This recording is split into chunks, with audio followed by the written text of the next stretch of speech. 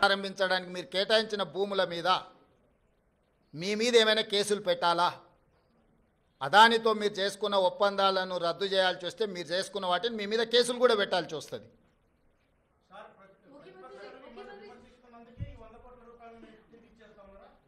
ఎవరు చెప్పిండ్రు? Rambabu press meet వినన్నట్టు ఉన్నాడు. మొత్తం విను ఒకసారి మళ్ళీ. నేను ఇంతకుముందు ఏం చెప్పినా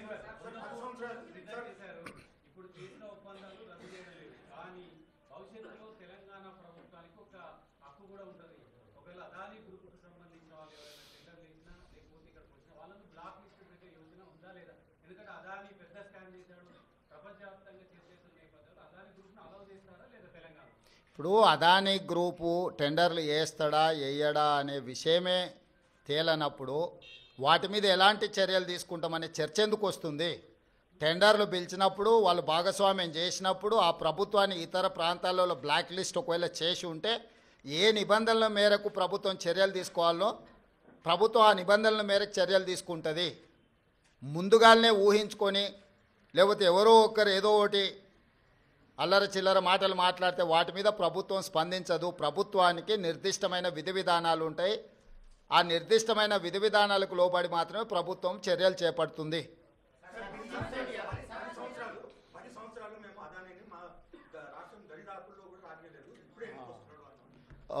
ఆ లిస్టు కాగితం ఇక్కడ తీసుకో, ఎన్ని ఇటు. ఇప్పుడు నోరు తెరిస్తే అబద్ధాలు మాట్లాడడం, ఇది అదాని పక్కలు ఉన్నాయని ఎవరు? ఈయన పేరు గుర్తుపడతావా? ఏం పేరు ఈయన పేరు? మరి ఈయన చంద్రశేఖరరావు. ఆయన వంగి వంగి నమస్కారం పెడుతున్నాయి. అప్పుడు ఆయన వంగినా ఇట్లా ఇంతగా వంగినా? అదేవిధంగా ఆయన ఇచ్చిన వర్కులు కొన్ని నేను లిస్టు చదివి చెప్పిస్తా. KCR invites Adani to set up a power plants in TS.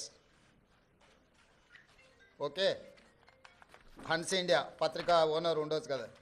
Business baron Adani meets to KCR, Times of India. ఇగో ఈ బుద్ధిమంతుడు ప్రబుద్ధుడు అదాని సంఖలో దూరిండు. ఈ సిగ్గులేనోడు అదాని గురించి నా గురించి మాట్లాడతాడు. అట్లనే ఒక లిస్ట్ ఉంటుంది కదా, వేరే పేపర్ ఇంత ఉందా, 12-13 లిస్టు ఉంటుంది చూడు ఒకటి. నేను ఆ లిస్టు చదివి వినిపిస్తాను నీకు. ఎన్ని ఇచ్చిండ్రో వాళ్ళు, ఎన్ని నేషనల్ హైవేస్ ఇచ్చిర్రు, ఎన్ని డేటా సెంటర్లు ఇచ్చిండ్రు. ఒకవేళ సిద్ధంగా ఉన్నాడు ఆయన ఇచ్చిన అన్నిటి మీద విచారణకు, మళ్ళీ విచారణ ఏంగానే చూసిరా నా మీద కేసులు పెడుతురని ఒకలా ఏడుపులు ఏడుస్తుంటాడు. పెట్టూరి జైలు పోతానే ఆయన్నే అంటాడు. ఎప్పుడెప్పుడు జైలు పోదామా, జైల్లో పోయి ఉందామా అని ఆయన ఏమనుకుంటున్నట్టు. నిన్న పేపర్లో చూసిన జైలుకు పోయిన వాళ్ళు అందరూ అయినరానా? ఆ లెక్కన ముందుగాల వాళ్ళ చెల్లెలు పోయింది. మరి ఆల్రెడీ వాళ్ళ చెల్లెలు జైలుకు పోయి వచ్చింది. అట్లా కూడా ఈయనకు అవకాశం లేదు కదా. ఆ ఛాన్స్ ఒకవేళ తీసుకుంటే కేసీఆర్ ఫ్యామిలీలా ఆల్రెడీ వాళ్ళ చెల్లెలు జైలు పోయి వచ్చింది. ఆ ఛాన్స్ ఆల్రెడీ వాళ్ళ చెల్లెలు కొట్టేసింది. ఆ ఫ్యామిలీలో ఉన్న పోటీని తట్టుకోలేక. కాబట్టి ఇట్లాంటి చిల్లర ఆలోచనలు మానాలి. 10 ఏళ్ళు మంత్రి చేసినోడు, అమెరికాలో చదువుకొచ్చినోడు, కొంచెమన్నా జ్ఞానంతో కొంచెమన్నా ఆలోచన విజ్డమ్ వాడాలి కదా. ఆ విజ్డమ్ వాడకుండా అన్ని చిల్లర మాటలు మాట్లాడుకుంటా Adani Elbit systems defence unit at Mamidipalli operational BRS టైంలో ఇచ్చిండ్రు. అదేవిధంగా missile cell manufacturing unit at Mamidipalli under construction BRS ఇచ్చింది. Microsoft data centre at Ellikatta BRS ఇచ్చింది. అదేవిధంగా 3 national highway projects, Khammam to Suryapet national highway, Mancherial to Repallewada national highway, Khammam to Kodad national highway BRS ఇచ్చింది. 750 kV transmission line project BRS ఇచ్చింది.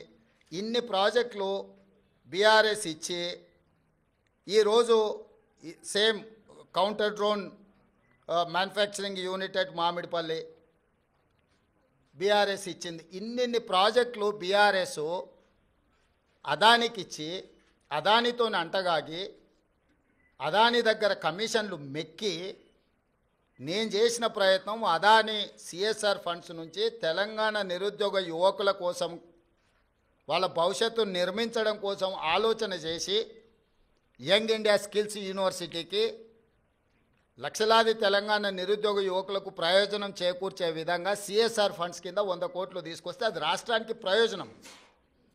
కేసీఆర్ లాగా అదానీ నుంచి అప్పనంగా నిధులు మా కుటుంబానికి కొట్టేయలే. ఇన్ని ప్రాజెక్టులు ఇచ్చిండు. ఈ ప్రాజెక్టులు అన్ని ఇచ్చినందుకు కేటీఆర్ను ప్రాసిక్యూట్ చేయాలనా? అదానీని కేసీఆరే కాల్చిన కేటీఆర్ అనే కాదు.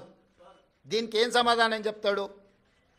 సో ఏది పడితే అది మాట్లాడితే చెల్లుద్ది. ఎన్ని చిల్లర మాటలైనా మాట్లాడతాం. మాకు అధికారం కోల్పోతే మేము సహనం కోల్పోయినామని 2023లో అధికారం కోల్పోయారు.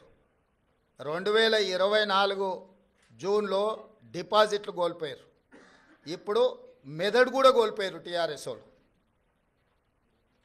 సో మెదడు కోల్పోయిన మాటలు మాట్లాడితే దానికి ఇంకా మనం ఏం సమాధానం చెప్తాం? రాహుల్, నువ్వు మాట్లాడు, నువ్వన్నా చెప్పాలి కదా కొంచెం అప్పుడప్పుడు.